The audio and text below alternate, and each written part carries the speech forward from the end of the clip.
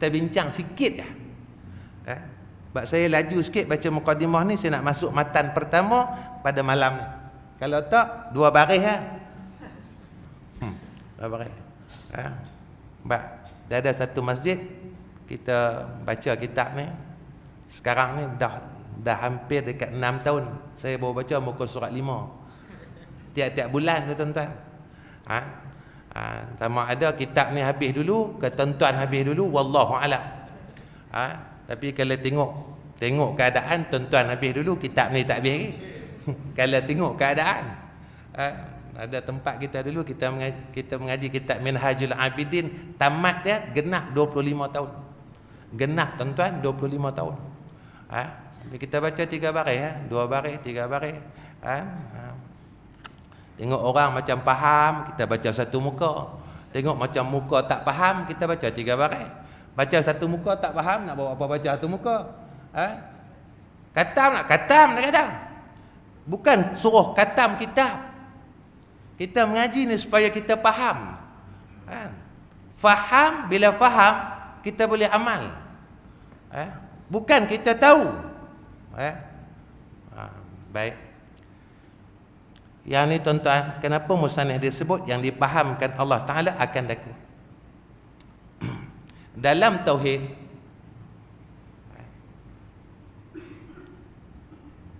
usaha ikhtiar wajib. Tetapi usaha ikhtiar tidak memberi bekas. Ni dalam tauhid. Hak kita mengaji ni. Mengaji wajib. Tetapi mengaji tak wajib alim.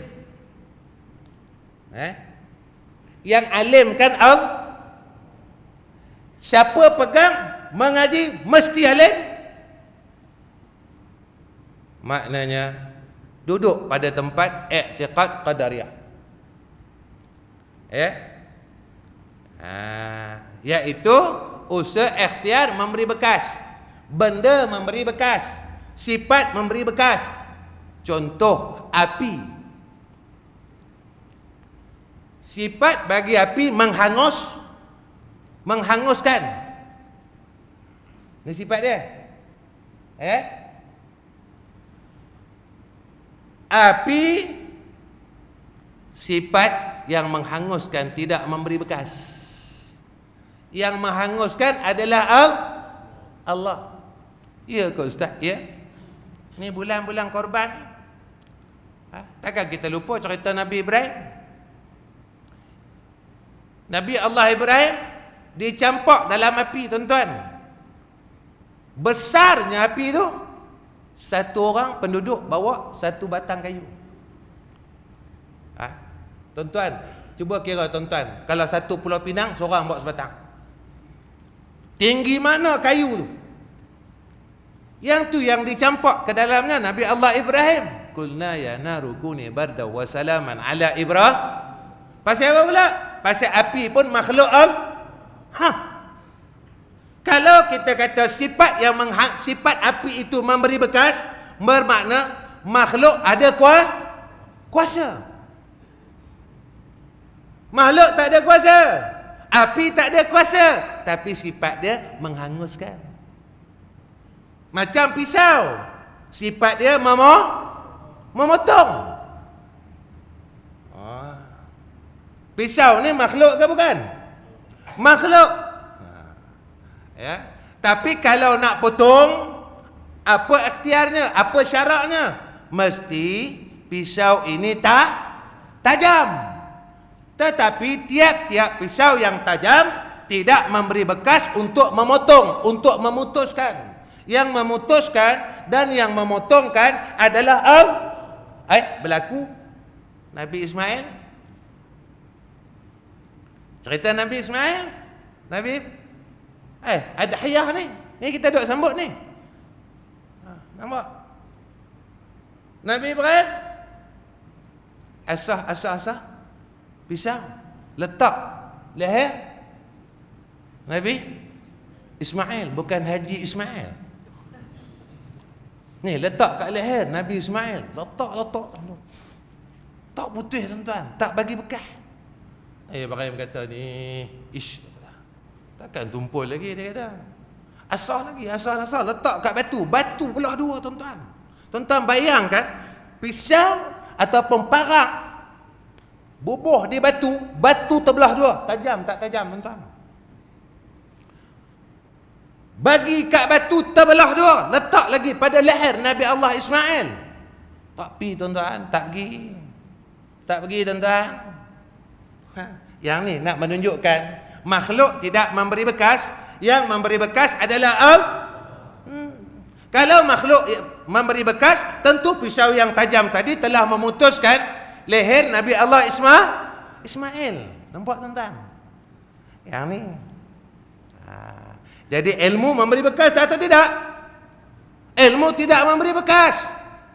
Walaupun alim, tapi tidak diberi hidayah oleh Allah, tidak dikehendaki oleh Allah untuk menterjemahkan satu-satu kitab, maka tak boleh terjemah kitab walaupun alim. Sebab ilmu tidak memberi bekas. Ini tauhid dia tuan-tuan, senang. Pegang tauhid dia, kita rasa senang. Lepas itu orang mukmin hati dia tenang tuan-tuan. Nampak macam Nabi Allah Ibrahim kali yang ketiga nak sembelih Nabi Ismail, Allah gantikan dengan kibas. Nampak tuan-tuan? Allah uji Nabi Allah Ibrahim. Bukan macam kita tuan-tuan. Saya nak 7 orang, sembelih seorang ada 6, tak apa.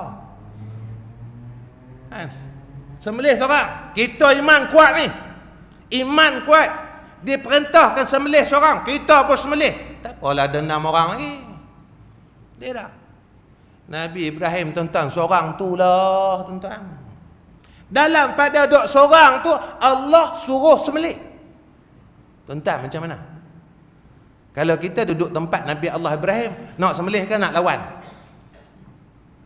Ni apa hukum ni? Ni tak sesuai dengan saya. Ini Islam ni. Saya tak boleh ikut Islam awak. Kata. Mana boleh duk sembelih anak? Nampak tak? Ini cerita Nabi Allah Ibrahim. Nampak tuan-tuan? Allah nak uji Nabi Allah Ibrahim. Bagaimana akidah Nabi Allah Ibrahim? Bagaimana akur Nabi Allah Ibrahim? Betul, apabila dia tanya apa dia ad-din, apa dia agama? Ad-din itu adalah taat. Mana orang yang beragama? Orang yang taat dengan Allah. Bukan bin dia Islam. Siapa dia orang agama Islam? Pak dia Islam, mak dia Islam. Tak, orang yang taat dengan Allah. Maka tiap-tiap orang yang taat dengan Allah, yang ni nama dia Muslim.